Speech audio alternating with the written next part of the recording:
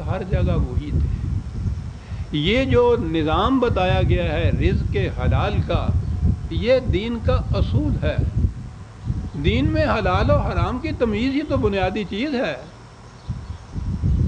یہ بنیادی چیز شروع سے آخر تک ایک ہی رہی تھی۔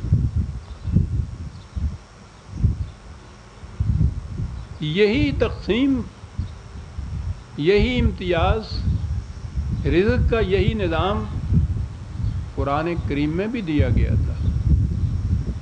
لیکن میں نے جو پہلے عرض کیا ہے کہ یہ انسانیت کی بد نصیبی ہے کہ وہ اس کتب سابقہ یا بالخصوص انجیل اپنی اصلی شکل میں باقی نہ رہی۔ یہ الفاظ جو میں کہہ رہا ہوں الفاظ پہ نہ جائیے گا، بات اگلی سنیں۔ جس طرح سے وہ محرف ہو گئیں اسی طرح سے آپ کے ہاں کا قرآن بھی محرف ہو گیا، حالانکہ اس کا تو ایک ایک لفظ ہمالیہ پہاڑ کی طرح اپنی اپنی جگہ ہے، اس میں ایک لفظ کی تبدیلی نہیں ہوئی،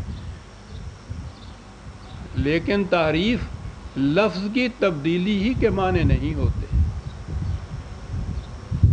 لفظ رہیں اپنی جگہ، دہرائے جائیں وہ کروڑوں بار۔ اسی رمضان شریف میں آپ دیکھ رہے ہیں کس طرح سے دہرائے جا رہے ہیں،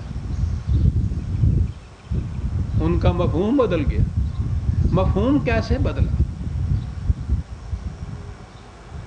عقیدہ یہ وضع کیا، اور کب وضع کیا؟ جب وہ صدر اول کا نظام رزق جو تھا وہ ختم ہوا اور ملوکیت، سرمایہ داری اور پیشوائیت نے اس کی جگہ لے لی۔ عقیدہ یہ وضع کیا گیا کہ یہ قرآن ہی نہیں خدا کی طرف سے جو نازل ہوا تھا، مثلہ معہ، قرآن کے ساتھ قرآن جیسا اور بھی نازل ہوا تھا، اور وہ تھی روایات۔ اور اس کے بعد اگلا عقیدہ، پہلا تو یہ تھا کہ قرآن کی مثل قرآن کے ساتھ، اگلا عقیدہ یہ تھا کہ قرآن میں اور ان میں کہیں اختلاف پیدا ہو تو قرآن منسوخ ہو جاتا ہے ان سے، باقی وہ رہتی ہیں جنہیں ہم روایات کہتے ہیں، جو ہمارے ملوکیت کے زمانے میں بالخصوص عباسیوں کے دور ملوکیت کے اندر وضع ہوئیں، جمع ہوئیں، دین بنی، قرآن کی مثل قرار پائیں، قرآن پہ قاضی قرار پائیں، قرآن کی ناسخ قرار پائیں۔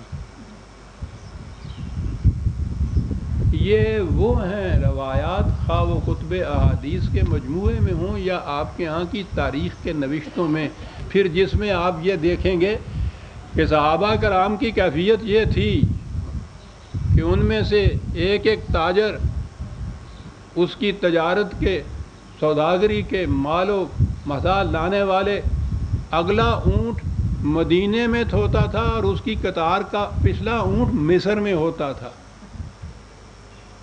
ایک طرف ان کی یہ کیفیت تھی، اور دوسری طرف یہ جو عوام مسلمان تھے وہ پیٹ پہ پتھر باندھ کے فاقوں سے کئی کئی دن رہتے تھے، اور ان میں رسول اکرم صلی اللہ علیہ وسلم بھی شامل تھے۔ وہ بھی پیٹ پہ پتھر باندھا کرتے تھے، 40 دن چولہے میں آگ نہیں جلتی تھی، اور ادھر ان کی کیفیت یہ تھی کہ ان کی سوداگری کا مال و متاع یوں ہوتا تھا۔ یہ طبقاتی تفریق جو تھی، یہ وہ رزق تو نہیں تھا جو حضرت عیسیٰ علیہ السلام کی انجیل میں ہمیں ملتا ہے۔ قرآن تو یہ رزق کی تقسیم نہیں بتاتا۔ اس کے باوجود جس طرح سے میں نے کہا ہے کہ محرف انجیل میں بھی بعض جگہ کہیں ایسے ٹکڑے مل جاتے ہیں، یوں کہیے کہ ان کی غلطی سے رہ گئے اس میں اور اب کوئی چارہ نہیں، اسی طرح سے ان مجموعوں میں بھی کہیں کہیں اس قسم کے کچھ درخشندہ ٹکڑے تابناک ملتے ہیں، جن سے نظر آتا ہے کہ اس دور میں کس قسم کا نظام تھا۔ ایک روایت نظر آتی ہے ان کے اندر، حضرت ابو موسیٰ اشعری کی روایت ہے کہ قبیلہ اشر، عربوں کے ہاں ایک قبیلے کا نام تھا، ان کی خصوصیت یہ تھی کہ جنگ کے زمانے میں یا ویسے ہی جب ضرورت کا تقاضا ہوتا تو تمام قبیلے کے افراد اپنے اپنے ہاں کا سامان رزق ایک جگہ اکٹھا کر لیتے، اور وہ سارے مل بانٹ کے وہاں کھاتے، اور اس میں بڑے اور چھوٹے، امیر اور غریب کی کوئی تفریق نہ ہوتی۔ نبی اکرم صلی اللہ علیہ وسلم نے فرمایا کہ میں بھی عشریوں میں سے ہوں، میرا بھی نظام یہی ہے۔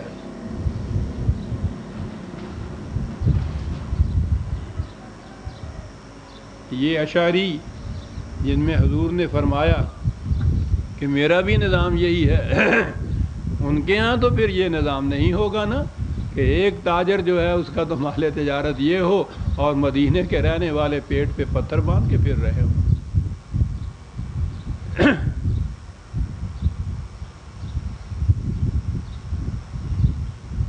قرآن کریم نے توحید کی تعلیم دی، بنیاد ہی دین کی اسی پر ہے۔ اب توحید کے معنی تو یہ ہو گیا، ہم کلمہ شہادت پڑھ لیا، لا الہ الا اللہ محمد رسول اللہ کہتی ہے، ایک خدا یہ زبان سے کہہ دیا۔ ایک خدا کوئی نظریہ نہیں تھا، وحدت الہیت یا الوہیت کے معنی تھے وحدت انسانیت۔ ایک خدا رب العالمین تھا، افراد کا رب نہیں تھا، قبائل کا رب نہیں تھا، قوموں کا رب نہیں تھا، پوری انسانیت کا رب تھا، رب واحد تھا، رازق تھا، ان سب کا ربوبیت کا ذمہ دار تھا۔ تو اس میں تفریق تو نہیں وہ کر سکتا تھا۔ یہ جو مساوات انسانیہ تھی، یہ تھی بنیادی تعلیم قرآن کریم کی۔ اس کے اندر نہ کوئی محتاج تھا نہ کوئی محکوم تھا۔ کس دریں جا سائل و محروم نیست، عبد و مولا حاکم و محکوم نیست۔ نہ کوئی روٹی سے محتاج، نہ وہ جس کے پاس ضرورت سے زیادہ مال و دولت کے خزانے، نہ کوئی حاکم نہ کوئی محکوم۔ توحید کا عملی نشان یہ تھا۔ قریش نے جو مخالفت کی تھی اسلام کی، نبی اکرم صلی اللہ علیہ وسلم کی دعوت کی، تو اس کے معنی یہ نہیں تھے کہ انہیں اس بات سے چڑ تھی کہ یہ ایک خدا کی دعوت کیوں دیتا ہے۔ یہ اللہ کو ماننے والے تو اس سے پہلے بھی یہ تھے، ان کے نام آپ دیکھ لیجئے۔ نبی اکرم صلی اللہ علیہ وسلم کی نبوت یا اسلام سے پہلے ان کے ناموں میں اللہ آتا۔ حضور کے والد ماجد کا نام خود عبداللہ تھا۔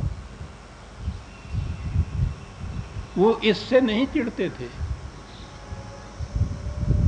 جو چیز ان کے لیے بغض اور حسد اور دشمنی اور عداوت اور نفرت کا موجب تھی، وہ یہ کہ یہ تمام انسانوں کو مساوی قرار دے رہا ہے،